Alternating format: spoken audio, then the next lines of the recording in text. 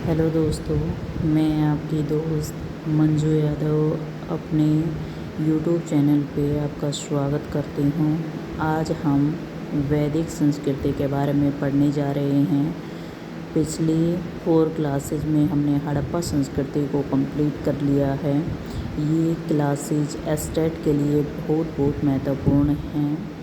जो भी मैं क्वेश्चन आप लोगों को कराने जा रही हूँ वो किसी न किसी एग्ज़ाम में आए हुए हैं। तो चलिए हम अपनी क्लास स्टार्ट करते हैं। हम वैदिक संस्कृति के बारे में पढ़ेंगे। तो क्लास नंबर 6 है वैदिक संस्कृति। वैदिक संस्कृति का समय पीरियड है जो वो 1500 BC से 600 BC है। यह एक ग्रामीण सभ्यता थी। सबसे पहले आर्य लोग यहाँ आए थे। ये मध्य एशिया के खैबर दर्रे के हिंदकुश पर्वत से भारत में सप्त सिंधु नदी किनारे आकर बसे थे, जो कि यह पंजाब में स्थित है। इस काल में वेद लिखे गए, इसलिए इस काल को वैदिक काल कहा गया। आर्य नादिर जाति जन के लोग थे। ये क्वेश्चन DSSB में आया हुआ है। एक बार ये क्वेश्चन एस्टेट में पूछ रखा है कि आर्य किस जाति जन के लोग थे। तो आर्य नादिर जन जाति के लोग थे। ये सूर्य के समान सुंदर थे। ये बहुत सुंदर होते थे। किसके समान सुंदर होते थे? सूर्य के तेज के समान सुंदर होते थे। आगे हम देखेंगे वैदिक संस्कृति। वैदिक संस्कृति को 2 भागों में बांटा गया है। वैदिक संस्कृति को 2 भागों में बांट दिया गया है। वैदिक संस्कृति ऋग्वैदिक काल और उत्तर वैदिक काल। ऋग्वैदिक काल का जो समय पीरियड है वो 1500 से 1000 BC है और उत्तर वैदिक काल का जो समय पीरियड है वो 1000 to 600 BC है। ऋग्वैदिक काल के बारे में और उत्तर वैदिक काल के बारे में हम साथ साथ पढ़ेंगे, ताकि सभी जो डाउट हैं हमारे वो क्लियर होते चलें और हमें साथ साथ याद करने में भी आसानी हो। तो ऋग्वैदिक काल के बारे में पढ़ते हैं। पहले इस काल में ऋग्वेद लिखे गए। इनका मुख्य व्यवसाय पशुपालन था। ऋग्वैदिक काल में ऋग्वेद लिखा गया और इनका मुख्य व्यवसाय था वो पशुपालन था।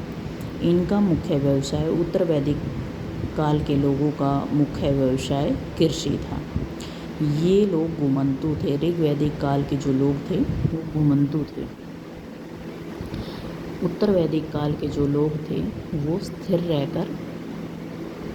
रहते थे, क्योंकि उनका मुख्य व्यवसाय कृषि था, इसलिए उन्हें स्थिर रहना पड़ता था। उनका मुख्य व्यवसाय पशुपालन था और पशुओं में गाय मुख्य पशु था। गाय मुख्य पशु के रूप में ऋग्वैदिक काल में माना जाता है और युद्ध का कारण भी उनका गाय ही था। इनमें मुख्य पशु बैल था और युद्ध का कारण भूमि था। मुख्य पशु बैल इसलिए था क्योंकि भूमि जोतने के लिए बैल का प्रयोग किया जाता था और कृषि करने के लिए भी बैल का प्रयोग किया जाता था, इसलिए युद्ध का कारण भी भूमि था। इसमें आप देखेंगे सकारात्मक जो तथ्य हैं वो देखेंगे। ऋग्वैदिक काल में तो महिलाओं को सम्मान दिया जाता था। ऋग्वैदिक काल में महिलाओं को सम्मान दिया जाता था, जबकि उत्तर वैदिक काल में महिलाओं को स्त्री भोग विलास की एक वस्तु समझा जाता था। उसमें स्त्रियों को ज़्यादा सम्मान नहीं दिया जाता था। दूसरा पॉइंट देखेंगे, महिलाएं सभा एवं समिति में भाग लेती थी। ऋग्वैदिक काल में महिलाएं थी जो सभा एवं समिति में भाग लेती थी। इसमें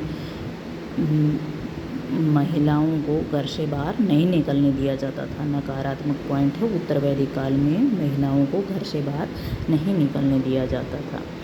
अगला पॉइंट है, राजा का चुनाव भी इन्हीं के द्वारा किया जाता था। किन के द्वारा? राजा का चुनाव ऋग्वैदिक काल में किन के द्वारा किया जाता था? सभा एवं समिति के द्वारा, चाहे उसमें स्त्री हो चाहे उसमें पुरुष हो, सबके द्वारा ऋग्वैदिक काल में राजा का चुनाव किया जाता था। इसमें राजा का चुनाव राजतांत्रिक राज था। राजतांत्रिक राज का मतलब होता है कि राजा के बाद उसका पुत्र ही राजा बनेगा, इस तरह की नीति थी, इसलिए राजतांत्रिक राज था। इसमें महिलाओं की कोई भागीदारी नहीं होती थी।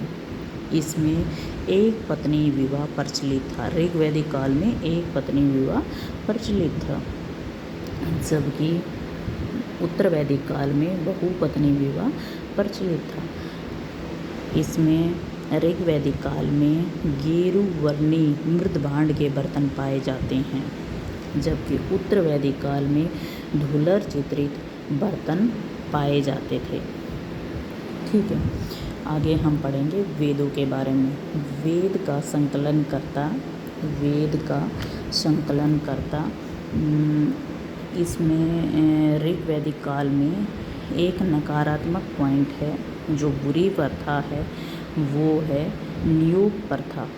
नियोग प्रथा एकमात्र ऐसी प्रथा थी जो ऋग्वैदिक काल में एकमात्र बुराई के रूप में उभरी है। बाकी ऋग्वैदिक काल को सवर्ण युग कहा जाता था। ऋग्वैदिक काल में कोई बुराई नहीं थी। नियोग प्रथा मीन्स ऋग्वैदिक काल में अगर किसी स्त्री को बच्चा नहीं होता है तो उस स्त्री को दूसरे पुरुष के साथ संबंध बनाने पड़ते थे।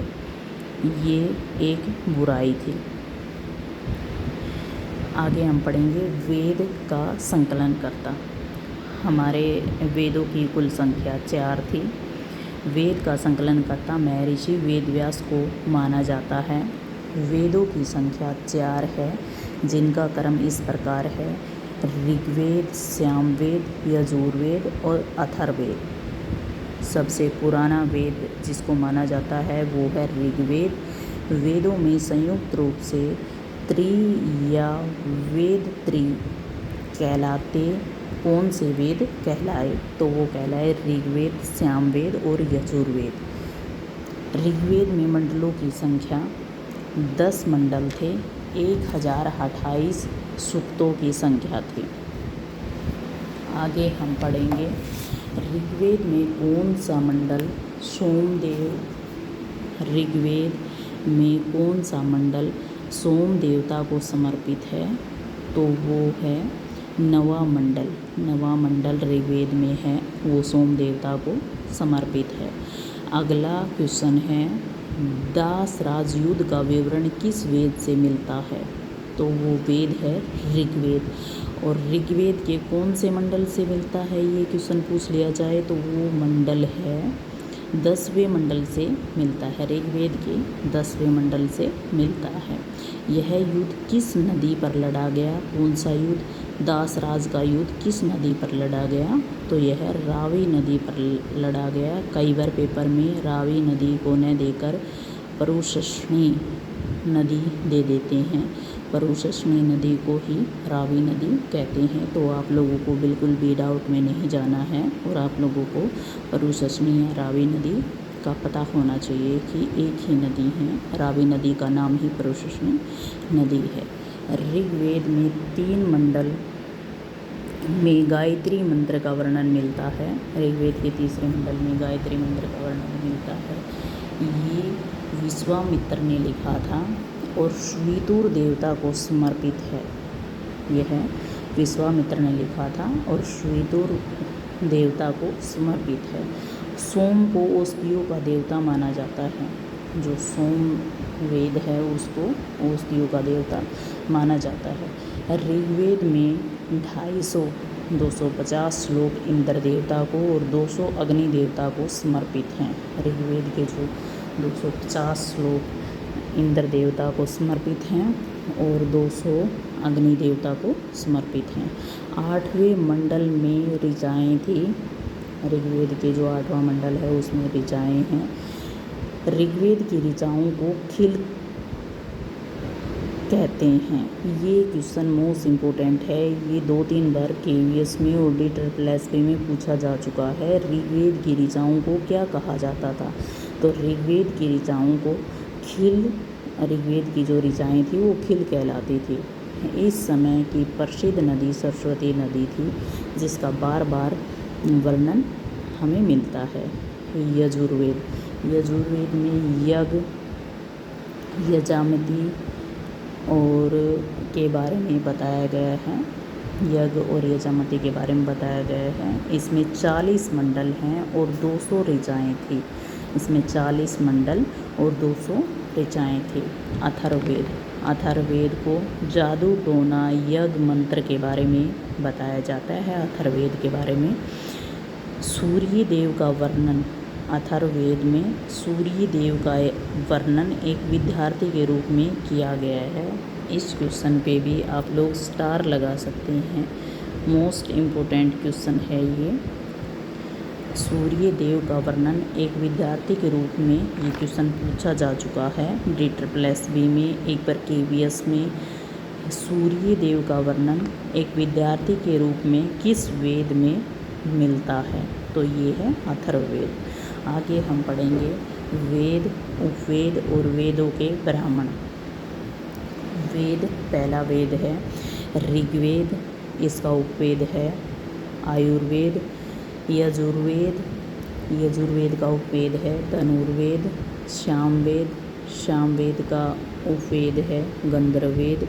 अथर्ववेद, अथर्ववेद का उपवेद है शिल्पवेद। और वेदों के ब्राह्मण, ये ज़रूरी नहीं है, लेकिन फिर भी एग्ज़ाम के हिसाब से आप लोग एक बार इनको देख लेना। वेदों के ब्राह्मण ऐत्रेय एवं कौशिकी जो है वो ऋग्वेद के ब्राह्मण हैं। और शतपथ एवं तैत्तिरीय ये जो है ये यजुर्वेद का ब्राह्मण है। सामवेद के जो ब्राह्मण हैं वो है पंचविश और जैमिनीय। और अथर्ववेद के जो ब्राह्मण हैं, वेदों के जो ब्राह्मण हैं वो हैं गोपथ। तो इसको हम 1 से 2 बार रिपीट कर लेंगे तो ये हमें याद हो जाएंगे। नियोग प्रथा के बारे में मैंने पहले बता चुकी हूँ। ये ऋग्वेद की एकमात्र बुराई थी, बाकी ऋग्वेद में कोई बुराई नहीं थी, एकमात्र नियोग प्रथा ही ऋग्वेद की बुराई थी। ये क्वेश्चन भी एक एग्ज़ाम में पूछा जा चुका है, तो इसको भी मोस्ट इम्पोर्टेंट लगा के इसको हम याद कर लेंगे। और अगर आप लोगों को मेरी वीडियो पसंद आती है तो मेरी वीडियो को लाइक, शेयर एंड सब्सक्राइब करना ना भूलें। Bye and take care.